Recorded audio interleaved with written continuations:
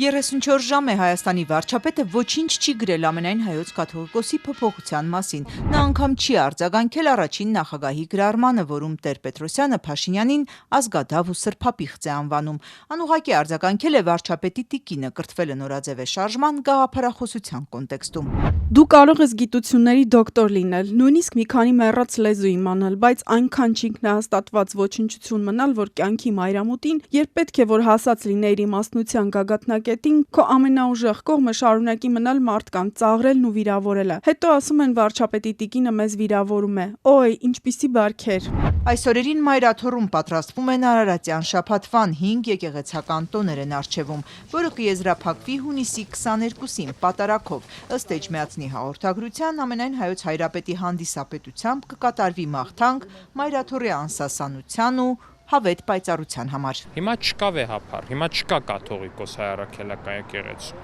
Հայ առաքելական եկեղեցում իրեն կաթողիկոս էս պահին համարող մարդը խախտել է կուսակրոնության ուխտը։ Այդ մարդը ունի անհամատեղելիություն կաթողիկոսի կարգավիճակի հետ, հասկանում եք։ Նիկոլ Փաշինյանը մի քանի օր է կաթողիկոսին Կտրիչ Ներսիսյան աշխարհիկ անունով է դիմում։ Նրա թիմակից Վահագն Ալեքսանյանը չի կասկածում վեհարանը առաջիկայում կազատվի։ Կտրիչ Ներսիսյանը ինքը առաջիկայում շատ լավ հասկանալով ինքը հենց անձամբ դուրս է գալու վեհարանից, որտեղ վեհարանը վեհի տեղն է։ Շուրջ կես ամիս կաթողիկոսի փոփոխության հանրային դաշտը փոթորկած հարցը հանրային խորհրդում է քննարկման թեմա դարձել։ Ըստ կառույցի տարածած պաշտոնական հաղորդագրության խորհրդակցությունն հրավիրել նկատի առնելով Հայաստանի իշխանությունների ու հոգևոր դասի որոշ շրջանակների միջև առկա տարաձայնությունները։ Ստեղծված վիճակի հանգուցալուծումը տեսնում են բացառապես իրավական հենքի վրա։ Ըստ այդմ եկեղեցին եւ հոգևորականները պետք է ցուցաբերեն քաղաքական չեզոքություն, իսկ պետությունն իր հերթին պետք է խուսափի եկեղեցու ներքին ընթացակարգերին միջամտելուց։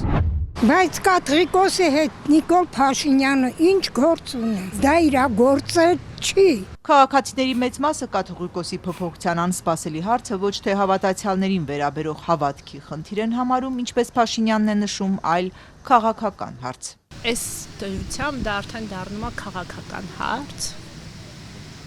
Թողնուց այն։ Ոչ հետևել եմ առանձնապես կաթողիկոսին, ոչ էլ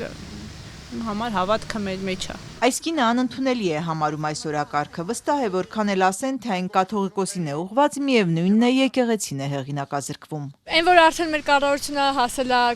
եկեղեցուն, այդ արդեն շատ բան ասում իրանց մասին։ Ոնց կարելի է մեր եկեղեցու թեման սարքել համաշխարհային քննարկման թեմա։ Ոնց կարելի է այդպես բան անել։ Միտիկին ընդհանրապես ոչ մի կերպ չի ըմբռնում ինչի մասին է այս թեժ թեման։ Ես այդ ուխտերից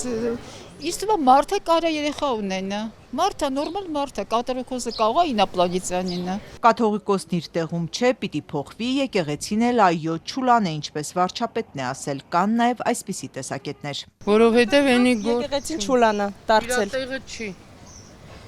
Իրա տեղը չի։ Եկեղեցին իր գործը չի կատարում ճիշտ։ Քան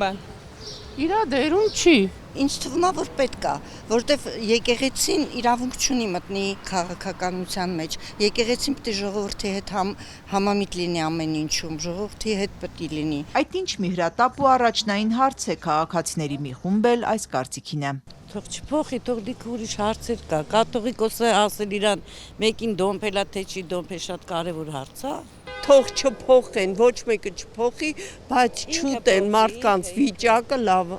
կարևոր են, անվտանգությունը այս երկրի ապահովեն, շատ կարևոր հարցեր կա այս երկրում, ոչ թե կաթողիկոսին փոխեն։ Շատ սխալ, ինչ արել։ Ինչ արել, ոչ մի բան։ Վատավը մեր քրիստոնեությունը պահպանում է, քարոզում է, եւ այլ։ Մարդը էլ իր համար ինչ են ուզում տարակուսում է այս տղամարդը։ Նոր եկավ։ Ինչ անելով։ Ինչ։ Քաղաքացին խորությամբ չէր հետևել կաթողիկոսի փոփոխության իշխանական հիմնավորումներին։ Դրանք ոչ թե ինչ անելու, այլ ինչ չանելու մասին են։